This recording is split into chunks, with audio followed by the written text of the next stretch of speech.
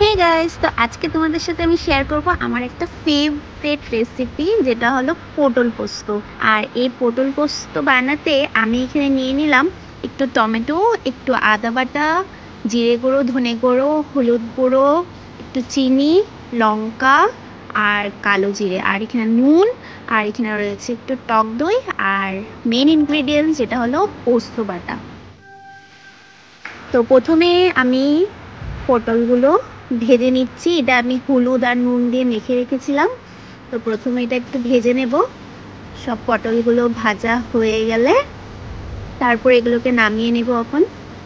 তো দেখো, এখানে সব পটলগুলো আমি নামিয়ে নিচ্ছি। সুন্দর করে ভাজা হয়ে গেছে লাল লাল করে। এখন যে পটল ভাজার যে তেলটা থাকে, এটা তোমরা জানো একটু কালো হয়ে যায় পটল ভাজলে, কিন্তু এটাকে ফেলবে না। এখানে কালো জিরে ফোড়ন দিয়ে এটাতে টমেটো দিলাম। এরপর দিয়ে দিলাম হলো সব মশলা যা যা নিয়েছিলাম। এরপর এটাকে একটু লাড়াচাড়া করে এটাতে একটু সামান্য আমি একটু জল দিয়ে দেবো, নাহলে মশলাটা পুড়ে যাবে। তো একটু জল দিয়ে এটাকে কষিয়ে নেব ভালো মতন করে। দেখো, এখানে আমি কষিয়ে নিলাম। এরপর দিয়ে দেব হলো পোস্ত বাটা। তো তোমরা তোমাদের মতন করে পোস্ত বাটাটা দিয়ে দিও। তো আমি এখানে 4 চামচ পোস্ত বাটা দিয়ে দিলাম। দেখো, এটাকে সুন্দর করে কষিয়ে নেব। একদম স্টিম কম করে কষাবে, নাহলে এটা লেগে যেতে পারে। তারপর দিয়ে দিলাম নুন স্বাদ মতো।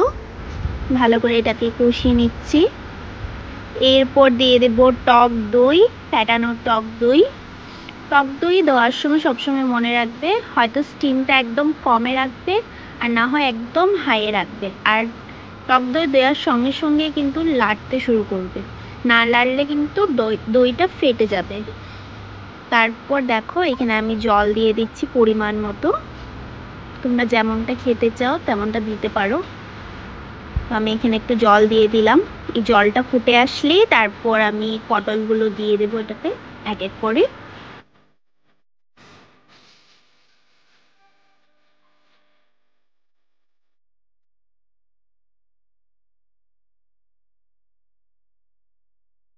দেখো, জলটা ফুটে এসছে। এখন আমি সব পটলগুলো এটাতে দিয়ে দেব। পটলগুলো দিয়ে দিচ্ছি এক এক করে। পটলগুলো দিয়ে একটু সেদ্ধ করব, যাতে সব মশলাগুলো পটলের ভিতরে ঢুকে যায়। তোমরা যদি শুকনো শুকনো খেতে ভালোবাসো তাহলে একদম শুকনো বানাতে পারো। আর আমার একটু গ্রেভি ভালো লাগে খেতে, তাই আমি একটু গ্রেভি গ্রেভি করেছি। দেখো কি সুন্দর সব পটলের ভিতরে মশলা ঢুকে গেছে। এবার নামিয়ে এটাতে একটু কাঁচা তেল ছড়িয়ে দেবে, আর রেডি হয়ে গেল আমাদের পটল পোস্ত। তো তোমাদের এই রেসিপিটা কেমন লাগলো আমাকে নিশ্চয়ই জানিও, আর লাইক শেয়ার কমেন্ট করতে ভুলো না। টাটা।